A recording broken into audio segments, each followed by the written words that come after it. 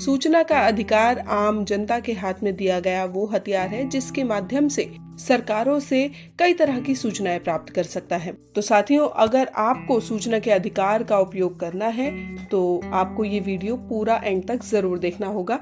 मुझे पूरी उम्मीद है कि इस वीडियो को देखने के बाद आपको पूरा आइडिया हो जाएगा कि आप किस तरीके से अपने सूचना के अधिकार का उपयोग कर सकते हैं। तो सबसे पहले आपको अपने गूगल में टाइप करना होगा www.rtionline.gov.in।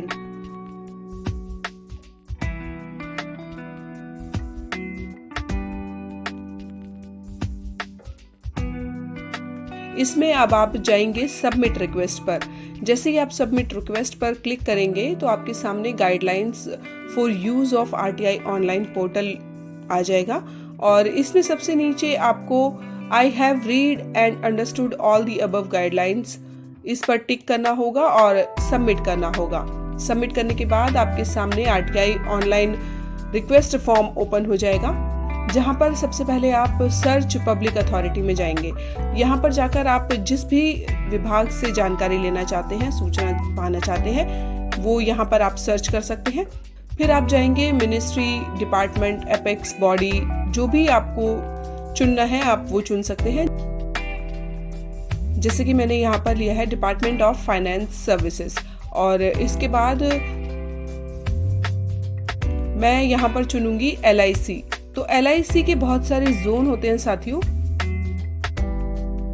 नीचे दी गई जितनी भी आपकी पर्सनल जानकारी है वो आप यहाँ पर लिख सकते हैं, जैसे कि आपका ईमेल एड्रेस, आपका मोबाइल नंबर। ध्यान रखिएगा यहाँ पर जो भी आप ईमेल एड्रेस या फोन नंबर लिखेंगे उस पर आपको समय समय पर जानकारी आपके आरटीआई से जुड़ी हुई मिलती रहेगी। इसके बाद आप अपना नाम, जेंडर, अपना पता, जो भी आप लिखना चाहते हैं वो लिख सकते हैं। ध्यान रखिएगा जहां पर भी स्टार मार्क लगे हैं वो सभी फील्ड आपको फिल करना जरूरी है।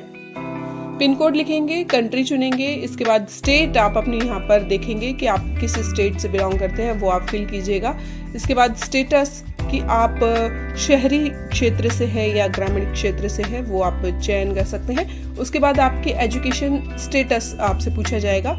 ये आपके लिए ऑप्शनल है, अगर आप भरना चाहते हैं तो भर सकते हैं, नहीं तो इसे रिक्त भी छोड़ सकते हैं। इसके अलावा आप अपना फोन नंबर यहाँ पर लिख सकते हैं। इसके बाद आती है रिक्वेस्ट डिटेल, जिसमें सिटीजनशिप के लिए आपसे पूछा जाएगा। आरटीआई सिर्फ और सिर्फ इंडियंस यानी भारत का नागरिक ही भारत सरकार से सूचना मांगने का अधिकार रखता है। इसके अलावा आपसे पूछा जाएगा कि क्या आप गरीबी रेखा से नीचे हैं।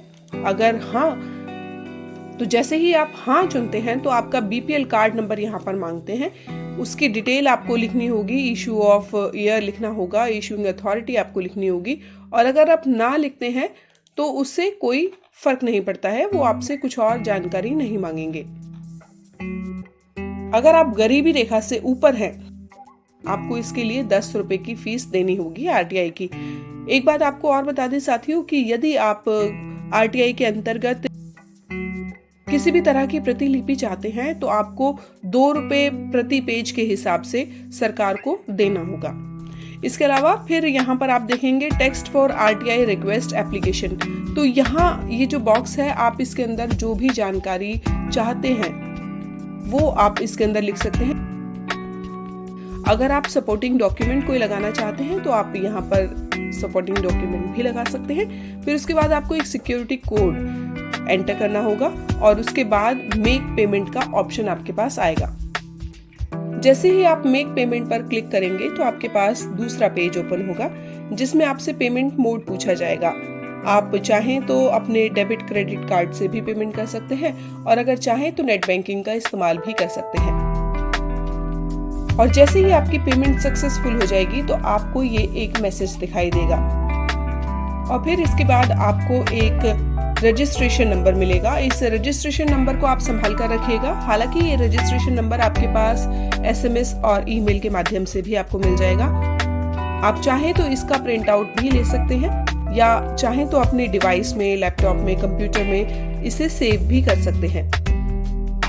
अब अगर आपको ज़रूरत पड़े अपनी आरटीआई के स्टेटस को जानने की, तो आप यहाँ व्यू स्टेटस पर क्लिक कीजिए। इसके बाद आपके सामने एक छोटा सा बॉक्स ओपन हो जाएगा जिसमें आपको 3 जानकारियाँ भरनी है। सबसे पहली जानकारी है कि जो आपका रजिस्ट्रेशन नंबर है, जो कि अभी आपको SMS या ईमेल के जरिए मिला है, वो नंबर आप यहाँ पर लिखेंगे।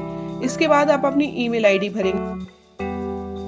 सबमिट करते ही आपके पास आपकी आरटीआई से जुड़ी हुई जानकारी जो है वो दिखाई दे जाएगी और इस तरह से आप घर बैठे ही आरटीआई फाइल कर सकते हैं। उम्मीद करती हूँ कि इस वीडियो को देखने के बाद आपको आरटीआई फाइल करने में मदद जरूर मिलेगी। Thanks for watching spices of life.